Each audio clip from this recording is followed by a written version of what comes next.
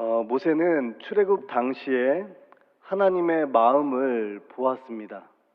그러나 이스라엘 백성들은 하나님의 마음을 보지 못하고 또한 겉으로 드러난 사건들만 보면서 원망하고 불평했습니다. 하나님께서는 이스라엘 백성들을 홍해와 또한 광야로 인도해 가셨습니다. 앞에는 홍해이고 홍해를 건너면 이제 광야가 있었습니다. 하나님이 이스라엘 백성들을 이렇게 험한 길로 인도하신 이유가 있습니다. 그것은 바로 다시는 애굽으로 돌아가지 못하게 하려는 것이었습니다. 그래서 이스라엘 백성들은 추격하는 그 바로의 군대로부터 우리 하나님께서 홍해에서 바로의 군대를 수장시켜 주십니다. 그리고 다시는 이스라엘 백성들을 추격하지 못하도록 하나님께서 인도하신 것입니다. 그런데 이러한 하나님의 마음을 모르는 이스라엘 백성들은 홍해와 또한 광야가 나오자 불평과 원망을 합니다. 그때 하나님께서 모세에게 말씀하여 주십니다. 너희는 잠잠하여서 내가 구원하는 것을 보라. 이렇게 하나님께서 말씀하여 주십니다. 같은 사건이지만 모세는 하나님 마음을 보았습니다. 반면에 이스라엘 백성들은 하나님의 마음을 몰랐습니다. 오늘 말씀을 통해서 하나님의 마음을 알 수 있기를 간절히 소망합니다. 우리의 부모님들은 자녀들을 위해서 끊임없이 사랑하지 않습니까? 이것이 부모님의 본 마음인 줄 자녀들이 알지 않습니까? 근데 모르는 자녀들도 있어요. 아무리 자녀들이 효도를 잘 한들 내리사랑만큼 부모님의 사랑만큼 더 큰 사랑을 부모님께 전할 수는 없지 않습니까? 부모님이 혼을 내든지 잔소리를 하든지 매를 드시든지 그렇지만 그 안에 있는 진짜 속마음은 사랑의 마음이 아닙니까? 그래서 성숙한 자녀들은 부모님의 마음을 알아가지요. 점점 나이가 들면 들수록 깊이 알아갑니다. 그러나 성숙하지 못한 자녀들은 부모님의 큰 소리로 말하고 또 부모님의 행동을 보고 또한 서운해하면서 나를 싫어한다고 자기의 마음대로 해석하기도 합니다. 하나님과 우리의 관계도 마찬가지입니다. 하나님께서 저희 모두를 사랑하여 주셔서 만세 전부터 저와 여러분들을 택정하여 주시고 선택하여 주셔서 하나님의 거룩한 자녀로 삼아 주셨습니다. 우리가 거룩한 하나님의 자녀가 이제 되었다면 이제는 우리의 신분이 어떻게 되는 거예요? 하나님의 자녀로 의롭다 하심을 받은 것입니다. 여겨주신 것입니다. 그래서 우리의 신분이 바뀐 것이죠. 그렇다면 예수 그리스도를 믿기 전에 입었던 그 낡은 옷, 죄가 득실득실 묻어있는 그 낡은 옷을 벗어버려야 됩니다. 그리고 새 옷인 감사를 갈아입어야 한다고 오늘 본문은 우리에게 말씀하여 주십니다. 골로새서는 각 장마다 특징이 있습니다. 1장에서는 예수 그리스도의 복음과 예수 그리스도의 그 탁월함과 우월성을 우리에게 말씀하고 있습니다. 즉 예수 그리스도의 복음이 최고의 가치임을 우리에게 말씀해주고 있습니다. 또한 2장에서는 그 당시에 그리스도의 복음을 위협하는 이단들이 있었습니다. 금욕주의, 율법주의, 또한 영지주의를 예를 들면서 이런 것들은 예수 그리스도의 복음에 비할 바가 아니다 라고 말하면서 논리적으로 지금 설명하고 있습니다. 그리고 나서 3장과 4장 말씀을 통해서 그렇다면 예수 그리스도의 그 탁월한 이 복음을 받아들이는 사람들은 과연 어떻게 살아가야 할 것인지 말씀하고 있습니다. 그래서 옛사람을 벗어버리고 위의 것을 바라보고 또한 새로운 옷을 입어야 한다고 말씀하고 있습니다. 그 새로운 옷이 감사라고 오늘 본문은 우리에게 말씀하고 있습니다. 오늘 본문에서 사도 바울은 이 골로새 성도들에게 예수님의 이 복음은 정말로 위대한 것이라고 말씀하여 주시면서 예수 그리스도의 그 십자가의 대속을 통한 하나님의 사랑과 하나님의 구원의 은혜를 말하고 있습니다. 이러한 복음을 받아들이게 된다면 하나님의 거룩한 자녀가 되었다면 예수님 안에서 우리 모두가 감사해야 한다고 말씀하고 있습니다. 그런데 세상 사람들을 바라보십시오. 자기가 주인이기 때문에 아무리 자기 자신이 잘 되어도 하나님께 감사하지 않습니다. 그러나 믿는 사람들은 하나님께 감사하죠. 왜냐하면 하나님께서 함께 해주시지 않으면 안 된다는 것을 알고 있기 때문에 하나님께 감사하게 됩니다. 그리고 내 뜻대로 안 된다고 해서 세상 사람들과 같이 불평하고 원망하지 않습니다. 왜냐하면 그 안에 있는 나를 향한 하나님의 그 본 마음, 그 신 사랑이 있음을 우리는 알기 때문입니다. 오늘 본문 말씀에서는 그래서 감사하라고 말씀하고 있습니다. 15절 말씀에서 감사하는 자가 되라 라고 말씀하고 있고요. 16절에서는 감사하는 마음으로 하나님을 뭐해라? 찬양해라. 그리고 17절에서는 예수님의 힘을 힘입어서 하나님 아버지께 뭐해라? 감사해라. 우리가 읽었던 이 짧은 구절 안에 3번이나 감사를 강조하면서 말씀하고 있습니다. 그렇다면 우리는 우리 예수님께 무엇을 감사해야 합니까? 다 같이 오늘 본문 말씀 15절 말씀을 다 같이 읽겠습니다. 그리스도의 평강이 너의 마음을 주장하게 하라. 너희는 평강을 위하여 한 몸으로 부르심을 받았나니 너희는 또한 감사하는 자가 되라. 아멘. 먼저 그리스도의 평강이 너희 마음을 주장하게 하라라고 말씀하고 있습니다. 주장하다는 것은 지배한다는 의미입니다. 또한 통치한다는 의미입니다. 그리고 또 한 가지 의미가 있는데 심판하다라는 의미가 있습니다. 축구 경기할 때 심판하는 분을 생각하시면 됩니다. 그렇다면 그리스도의 평강은 무엇입니까? 예수님께서 세상에 사실 때 공생의 기간에 또한 살면서 누리셨던 마음의 평안을 의미하고 있습니다. 예를 들어서 제자들이 풍랑을 만났습니다. 제자들은 두려웠고 마음이 어려웠습니다. 그런데 제자들은 두려워하고 마음이 어려운 상태에 있을 때 우리 주님께서는 무엇을 하고 있습니까? 편안하게 잠을 청하십니다. 주무셨습니다. 예수님 안에는 걱정, 근심이 없으셨습니다. 이것이 평안입니다. 이것은 세상이 줄 수 없는 예수님만이 줄 수 있는 평안입니다. 내 사랑하는 자다, 내 기뻐하는 자다.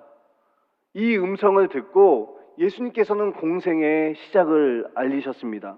그리고 그 음성을 듣고 힘을 힘입어서 사역을 감당하셨습니다. 하나님이 나를 사랑하셨어요. 그리고 나와 함께 계세요. 그리고 나의 기도를 들어주세요. 이것을 믿고 하나님의 뜻에 순종한 것입니다. 십자가까지도 그렇게 순종한 것입니다. 우리 주님께서는 기도하지 않습니까? 내 뜻대로 마시고 아버지의 뜻대로 하여 주옵소서 라고 기도하셨습니다. 이것이 바로 평강입니다. 우리들은 배도 부르고 등도 따뜻하면 평안하다고 생각을 합니다. 우리들이 원하는 것이 충족이 되고 또한 내가 원하는 것이 질서대로 되어가는 모습을 보면 저희들은 평안해합니다. 근데 사실은 이것은 불안한 평안입니다. 우리들에게는 또 다른 어려움이 찾아오기 때문입니다. 또한 어려움이 한 번 찾아오는 것이 아니라 끊임없이 찾아오기도 하죠. 그런데 우리는 이 불안한 평안을 의지하면서 살아갈 때가 너무나 많습니다. 이것을 또한 사모할 때도 많습니다. 그래서 그리스도의 평강은 세상이 주는 평강과는 다릅니다. 그리고 세상이 주는 평강을 뛰어넘습니다. 예수님께서 혹시 기억하십니까? 샬롬이라고 인사하신 적이 있으십니다. 예수님께서 부활하신 후에 예수님이 십자가에서 자기 자신을 다 내어주셨어요. 그리고 그 십자가의 그 보혈을 통해서 죽음을 이기셨습니다. 그리고 부활하신 다음에 제자들에게 첫 번째로 하신 말씀이 뭐였어요? 평강이었습니다. 평강. 너희에게 평강이 있을지어다. 제자들이 얼마나 따뜻했을까요? 이 평강에는 예수님의 모든 사역이 거기에 들어가 있습니다. 십자가의 사건도, 부활의 사건도, 예수님의 모든 삶이 이 평강 안에 다 들어가 있는 것입니다. 그 평안을 예수님께서 이루어 주셔서 우리가 이제는 하나님과 화목하게 된 줄로 믿습니다. 이사야에서 예언하는 것처럼 그가 찔림으로, 예수님께서 버림받으심으로, 예수님께서 상하심으로, 예수님께서 죽음당하심으로 우리가 평강을 얻은 것입니다. 아무 공로가 없는, 자격도 없는 저와 여러분들 살리시기 위해서 십자가에 못 박히신 예수님의 이 속량하심의 이 평안이 너의 마음속에 지배해야 된다. 그리고 통치하고 재판하게 하라는 것입니다. 이것이 감사의 첫 걸음입니다. 이 첫 걸음을 떼는 저와 여러분 될 수 있기를 간절히 소망합니다. 또한 15절에는 또한 이렇게 말씀하고 있습니다. 평강을 위하여 한 몸으로 부르심을 받았나니. 즉 예수님이 머리가 되어 주세요. 우리들은 지체입니다. 우리는 한 몸이에요. 서로 연결이 되어져 있어요. 머리 대신 예수님이 우리를 통치하십니다. 우리를 다스립니다. 그리고 함께하여 주십니다. 한 몸 안에 우리가 있는 것입니다.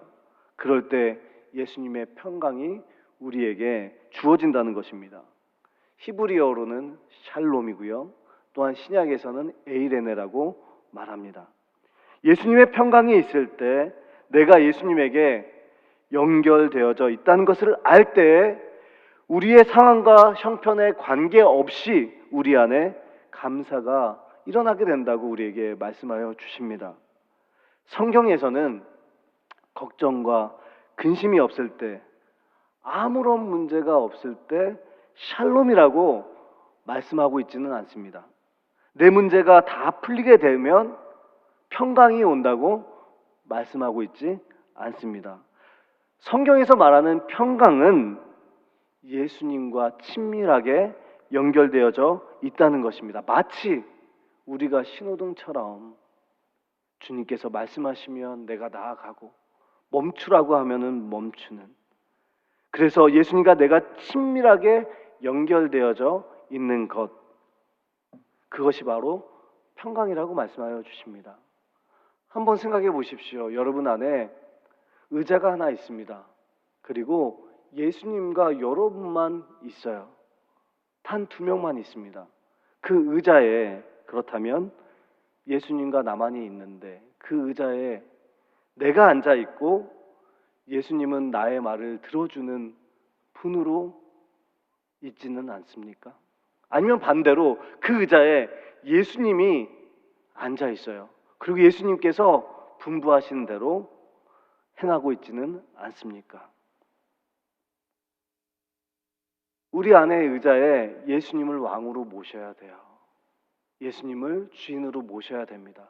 그리고 주인이 하라는 대로 해야 합니다. 그래야 진정한 평안이 있다고 우리에게 말씀하여 주십니다. 그런 사람들에게 감사가 넘친다고 말씀하여 주십니다. 이 시간에도 문제 가운데 계신 분들이 있으십니까? 마음이 어려우신 분들이 계십니까? 그런데 여러분의 문제를 해결하면 할수록 또 다른 문제가 나타나요.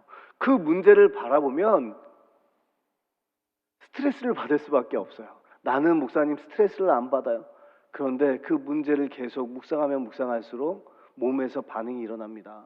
그래서 육체의 질병에 걸리게 되죠. 또한 육체적으로 질병이 있으니까 밖에 나가서 직장 생활을 하지 못하죠. 돈을 벌지 못하죠. 그러니까 물질적으로 또 어려움이 생기죠. 물질적으로 어려움이 있다 보니까 또한 사람들을 만나기 꺼려하죠. 그러다 보니까 관계가 어려움을 겪습니다. 계속 악순환인 것이죠. 그리고 날씨는 추워집니다. 겨울이 됩니다. 그러다 보면 점점 우리에게 감사는 메말라 버리게 됩니다. 그래서 성경에서는 말씀하고 있습니다. 우리들은 하나님의 자녀이고 예수님의 지체이다. 머리 대신 예수님의 다스림과 통치함을 받아야 한다. 그러면 우리에게 평강이 생기게 되고, 평강이 생기면 우리 안에 또한 감사하는 마음이 생긴다고 우리에게 말씀하여 주십니다. 지금 골로새 성도들에게 그 강대의 영지주의자들, 율법주의자들, 금욕주의자들은 계속해서 공격하는 겁니다. 예수님 한 분만으로는 충분하지 않다고 지속적으로 공격하는 겁니다. 그런데 바울은 계속해서 변호하며 권면하는 것입니다. 예수님 한 분만으로 충분하다고 계속해서 말씀하고 있습니다. 예수님 한 분만 계시면 차디찬 이 감옥에서 주님을 찬양할 수 있고 노래할 수 있고 감사가 나올 수 있다고 말씀하고 있습니다. 사랑하는 성도 여러분, 여러분들은 무엇을 선택하시겠습니까? 바울과 같이 예수님 한 분만으로 만족하면서 감사하는 저와 여러분 될 수 있기를 간절히 소망합니다. 이제 감사의 결과가 기록되어져 있습니다. 다 같이 16절 말씀을 함께 읽겠습니다. 그리스도의 말씀이 너희 속에 풍성히 거하여 모든 지혜로 피차 가르치며 권면하고 시와 찬송과 신령한 노래를 부르며 감사하는 마음으로 하나님을 찬양하고. 아멘. 지금 그리스도의 말씀과 감사가 서로 연결되어져 있습니다. 우리가 말씀을 많이 읽고 또 많이 묵상하고 외우고 또 이런 것들을 포함하지만 사실 이것이 전부만은 아닙니다. 왜냐하면 많이 알고 많이 외워서 잘못된 영향력을 끼치는 분들도 있지 않습니까? 그래서 말씀을 묵상해요. 깊이 묵상합니다. 그리고 묵상한 말씀을 통해서 내 안에 하나님께서 깨닫게 해주시는 말씀이 있다는 거예요. 그리고 그리스도의 말씀이 내 안에서 자꾸 울림이 생기도록 인도해 주세요. 그리고 인해서 마음이 계속 뜨거워집니다. 그리고 그 말씀이 점점 내 삶을 지배합니다. 그리고 그 감동받은 대로 말씀대로 살아내는 겁니다. 살아낼 때 우리의 모습 속에서 변화가 일어나고 열매가 맺혀지는 것입니다. 이것이 그리스도 말씀 안에 풍성히 거한다는 의미입니다. 그렇게 우리 안에 풍성한 하나님의 말씀이 임하여지면 이런 마음이 자꾸 생겨요. 자꾸 배우고 싶은 마음이 생겨요. 하나님에 대해서 알고 싶은 마음이 생기게 됩니다. 바이블 아카데미를 계속하면서 단 한 번도 빠지지 않은 성도님이 계세요. 하나님의 은혜를 사모하면서 점점 하나님의 은혜가 점점 삶을 지배하는 겁니다. 한 번도 빠진 적이 없습니다. 자꾸 배우고 싶어요. 그런데 배우다 보면 예수님에 대해서 알아가다 보면 참 빛인 예수님께 점점 나아가게 된다면 뭐가 드러날까요?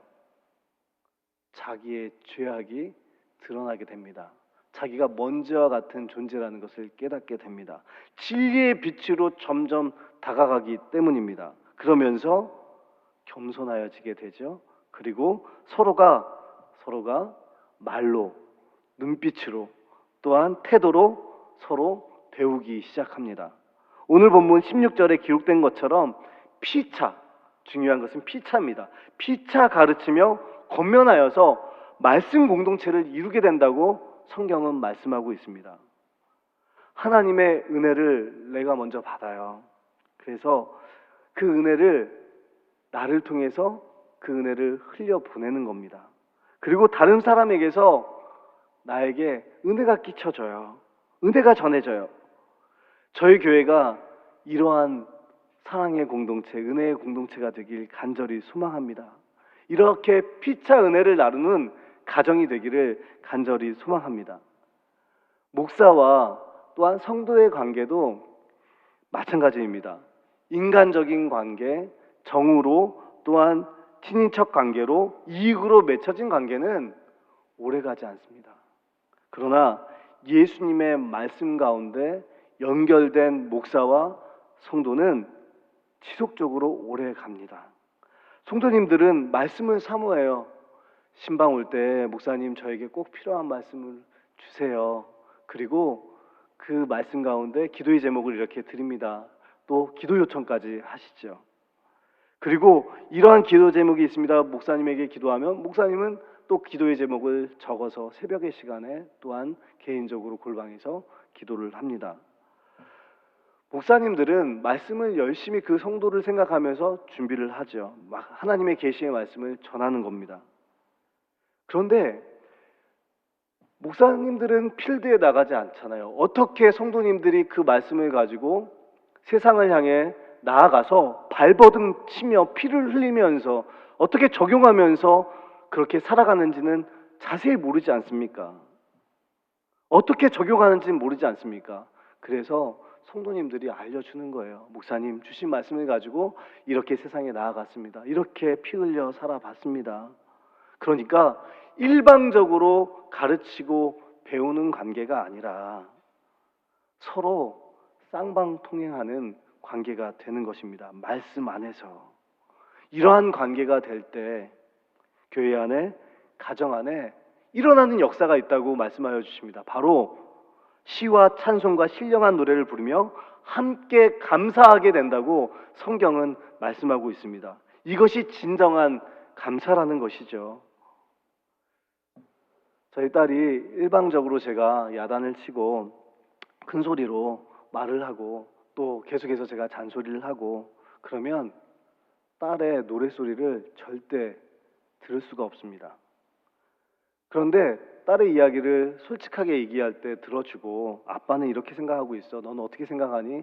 아빠 어렸을 때는 너보다 더 못한 것 같아. 아빠 맞아 그런 것 같아. 아빠는 너무 살도 찌고 그러면서 대화를 해요. 그리고 친근하게 얘기를 합니다. 그리고 딸의 말을 많이 들어주고 심지어 같이 공기도 해주고 게임도 해주고 그 다음에 놀라운 은혜가 나타납니다. 딸이 콧노래를 불러요. 그 노랫소리가 너무 행복합니다. 이번에 임병철 목사님께서 안수집사의 헌신 예배로 오시지 않았습니까? 오셔가지고 말씀을 잘 전해주셨습니다. 따발총 목사님이 기관총 목사님이 돼가지고 오셨어요. 그런데 저는 임병철 목사님과 사역하면서 단 한 번도 강단에서 목사님이 찬양을 하는 것, 찬송을 하나님께 드리는 것을 제가 잘 못 들어봤던 것 같아요. 근데 그날 임병철 목사님이 찬송을 부를 때 많은 성도들이 함께 찬송을 같이 불렀습니다. 그런데 그 찬송이 저에게는 참 큰 은혜로 다가왔습니다. 왜냐하면 그분이 질병 때문에 얼만큼 힘들어했는지, 얼만큼 고통을 받았는지 제가 옆에서 봤잖아요. 그리고 그 고난의 시간을 이겨내고 또 하나님이 주시는 예수 그리스도께서 주시는 그 평강을 마음에 새기고 그것을 잘 이겨냈어요. 이겨내시고 이 강단에서 하나님께 진정한 감사의 찬양을 드릴 때 얼마나 제가 큰 은혜가 되었는지요. 많은 성도님들도 아마 은혜가 되었을 것입니다.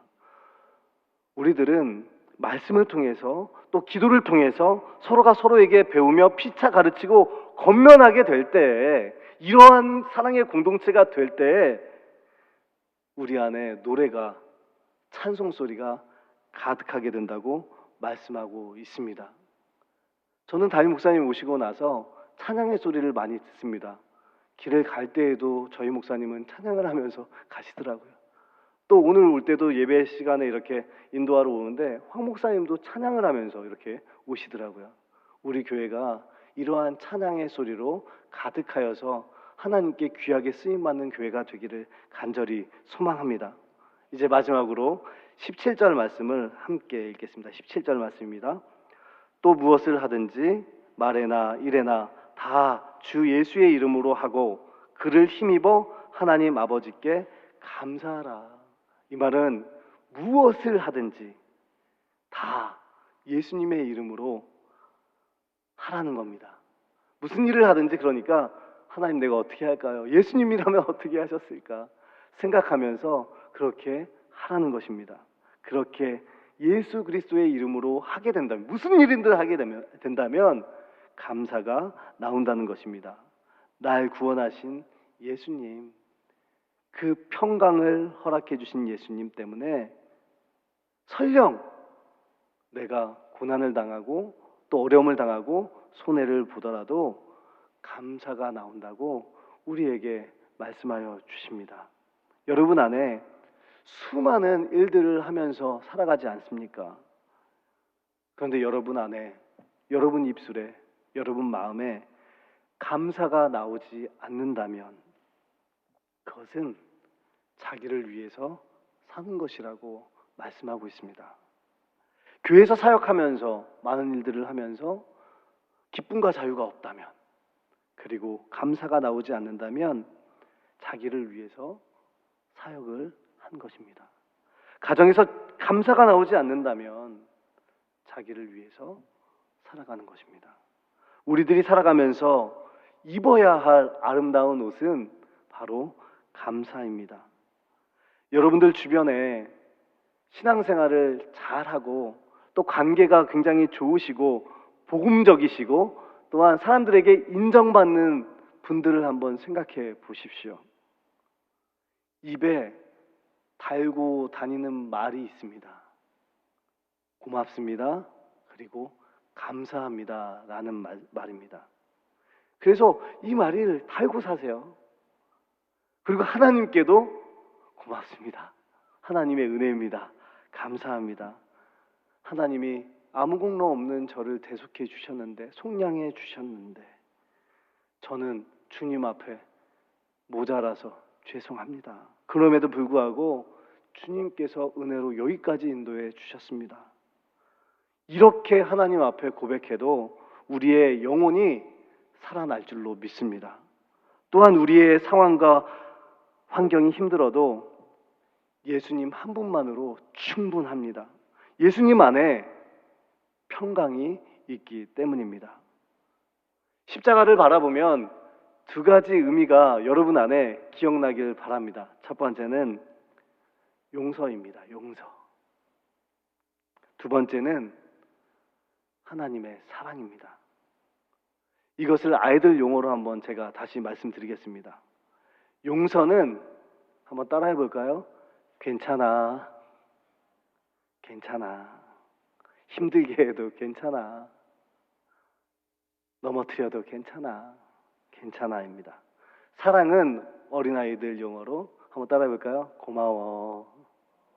고마워. 엄마에게 있어줘서 고마워. 나에게 있어주어서 고마워요. 고마워.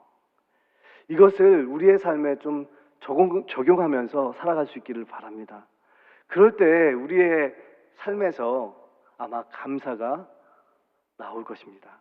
예수님 안에서 감사의 옷을 꼭 새 옷으로 입으십시오. 이 감사의 옷이 저희들에게는 잘 어울린답니다. 예전에 그 낡은 옷, 죄된 옷은 벗어버리십시오. 옷을 벗듯이 얽매였던 그 쉬운 죄를 벗어버리십시오.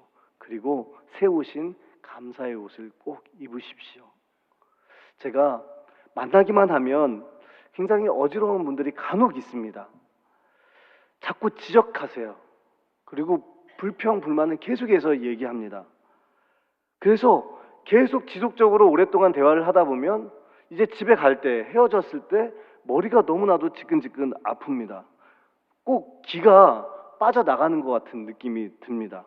반면에 만나면 항상 기쁨이 있고 또한 격려가 되는 분들이 있어요.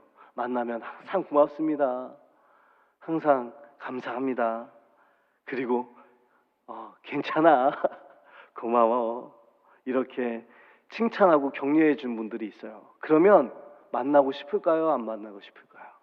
보고 또 보고 싶습니다. 그리고 힘이 납니다. 우리 교회에서 서로에게 제1의 가족들이 이렇게 힘이 되어주는 감사의 용사들이 되길 원합니다. 직장과 사업 가운데 우리가 입어야 할 옷은 바로 감사입니다. 예수님 안에서의 감사의 옷입니다. 그러한 감사의 옷을 입고 십자가를 바라보면서 괜찮아, 고마워. 하나님의 사랑과 용서를 적용하는 저와 여러분 되길 원합니다. 그렇게 격려하면서 칭찬하면서 감사하면서 우리의 인생길을 한 걸음 한 걸음 걸어갈 때에, 그럴 때 진정한 하나님께서 주시는, 세상이 줄 수 없는 샬롬, 세상이 줄 수 없는 에이레네, 이것을 하나님께서 우리에게 허락하여 주실 줄로 믿습니다. 진정한 감사가 우리에게 넘치는 11월 한 달이 될 수 있기를 간절히 소망합니다. 이 시간 두 손을 모으고, 또한 가슴에 두 손을 모으고 눈을 감고 함께 기도하길 원합니다. 주신 말씀을 기억하면서 함께 기도하길 원합니다. 한 해 동안 하나님께서 주신 은혜를 생각하면서 내 입술로 이 시간 고백하길 원합니다. 하나님, 한 해 동안 진짜 힘들고 어려웠는데 하나님께서 함께해 주셨네요. 나를 떠나지 않고 지켜주시고 붙잡아 주심에 감사를 드립니다.